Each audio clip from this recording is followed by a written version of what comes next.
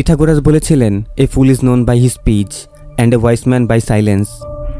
একজন বোকার পরিচয় তার কথার দ্বারা বোঝা যায়, আর একজন জ্ঞানীর পরিচয় হয়ে ওঠে তার নীরবতায়। এমনকি আচার্য চাণক্য বলেছিলেন, যে ব্যক্তি এটা বুঝে যাবে যে কখন, কোথায়, কি এবং কতটুকু বলতে হবে, সেই ব্যক্তিকে সফল হওয়া থেকে কেউ আটকাতে পারবে না।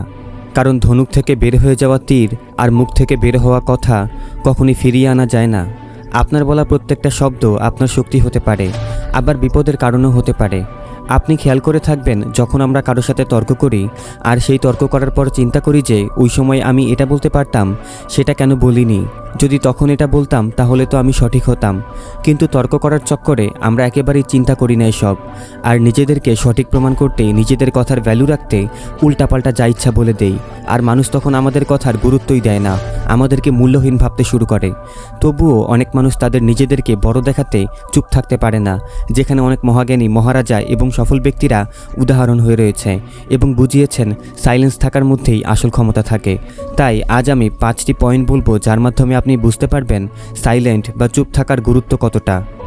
সাইলেন্ট থাকার প্রথম উপকারিতা হলো, silent will make you appear more powerful. অর্থাৎ চুপ করে থাকা বা নীরবতা আপনাকে বেশি শক্তিশালী দেখায়। একজন অন্যতম যোদ্ধা সানচু ওনার সাইলেন্ট থাকার মাধ্যমে অনেক শত্রুদেরকে হারিয়েছেন। তিনি চুপ থাকার মাধ্যমে শত্রুদেরকে গভীর চিন্তায় ফেলে দিতেন এবং শত্রুরা ভয় থাকত যে ওনার নেক্সট প্ল্যান কী হবে, কখন হবে, আর কনফিউশনে পড়ে ভুল পদক্ষেপ নিত এবং হেরে যেত। এটাকে বলে পাওয়ার অফ সাইলেন্স। আপনি প্রয়োজনের বেশি যত কথা বলবেন, মানুষ আপনাকে ততটাই সাধারণ ভাবতে শুরু করবে। অন্যদিকে সাইলেন্ট থাকলে আপনি এটা ভাবতে পারবেন যে আপনাকে কি বলতে হবে এবং সঠিক কোনটা। আর চুপ থাকার পর আপনি যখন কিছু বলবেন, সেই কথাগুলোর ওজনই থাকবে আলাদা।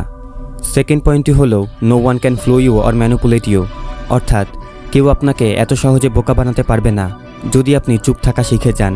যখন আপনি কারোর সাথে কথা বলবেন এবং সেই সময় যদি চুপ থাকেন, তাহলে সামনে থাকা মানুষটির কথা আপনি মন দিয়ে শুনতে পারবেন।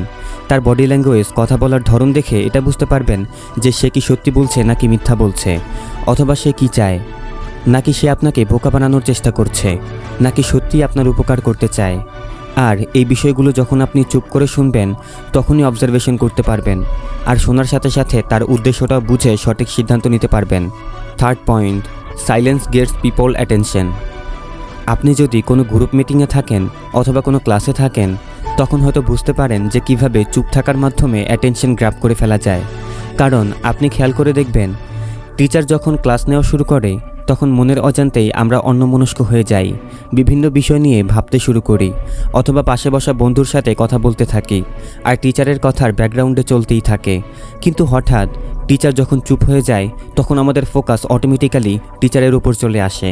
কারণ সাইলেন্স আপনার ব্রেনকে সিগন্যাল দেয় যে কিছু তো হয়েছে, আর তখনই আপনার অ্যাটেনশন বেড়ে যায়।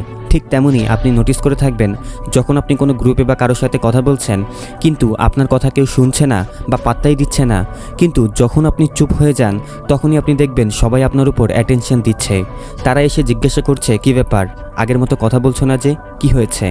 Number 4, silence make you more creative. চুপ থাকার মাধ্যমে আপনার ক্রিয়েটিভিটি আগের চেয়ে আরও বেটার হওয়া শুরু হবে। যখন আপনি চুপ থেকে নিজের সাথে একা সময় কাটাবেন, নিজেকে সময় দেওয়ার শুরু করবেন, আপনার মাইন্ডে বিভিন্ন ধরনের ক্রিয়েটিভ চিন্তাভাবনা আসা শুরু করবে। আপনার ক্রিয়েটিভ থটস আপনাকে ধীরে ধীরে প্রোডাক্টিভ তৈরি করে ফেলবে। আপনি যত বেশি ক্রিয়েটিভ চিন্তা করবেন, আপনার ইমাজিনেশন পাওয়ার অর্থাৎ কল্পনা শক্তি তত শক্তিশালী হবে।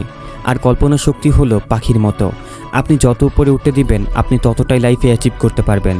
আপনি নিজেকে চুপ রেখে এবং নিজেকে পজিটিভ রেখে যে কোনো কাজকে বেটার উপায়ে করার ক্ষমতা রাখেন। কারণ চুপ থাকার মাধ্যমে আপনার পজিটিভ মাইন্ড আপনাকে better decision, better imagination grab করতে সাহায্য করে, যা আপনাকে ক্রিয়েটিভ বানায়। 5 নাম্বার পয়েন্টটি হলো এমন একটি বিষয় যেখানে আপনার চুপ থাকতেই হবে, আর সেটা হলো আপনার প্ল্যানস বা গোলস। অর্থাৎ আপনি যদি কোনো জিনিসের উপর কাজ করে যাচ্ছেন, তাহলে সেটা কখনোই প্রকাশ হতে দেবেন না। এই পৃথিবীতে অনেক মানুষ আছে যারা খোলা বইয়ের মতো, সুযোগ পেলেই মনের সব কথা শেয়ার করে দেয়, সব গোলস, প্ল্যানস শেয়ার করে দেয়। আর প্রবলেম তখনই হয় যখন কোনো কারণে যদি সেই গোল আপনি অ্যাচিভ করতে না পারেন, তখন মানুষেরা আপনার উপর হাসে আর বলে যে এ শুধু বলতেই পারে, কিছু করতে পারে না। আর তখন মানুষের মধ্যে আপনার উপর নেগেটিভ ইমপ্যাক্ট তৈরি হয় আর আপনার সম্মান কমে যায়। তাই আপনার গোলস, আপনার প্ল্যানস শুধুমাত্র তাদের সাথে শেয়ার করুন যারা আপনার মতোই এক্সপার্ট বা আপনাকে এগিয়ে যেতে সাহায্য করে। অ্যামাজনের ফাউন্ডার জেফ বেজোস ঠিক এমনটাই করেছিলেন। যখন তিনি প্রথমবার ক্লাউড বিজনেস শুরু করেছিলেন সেই বিজনেস থেকে তার বেশ ভালোই আয় হচ্ছিল, কিন্তু উনি সেই বিজনেস সম্পর্কে তখন কাউকে কিছুই বলেননি।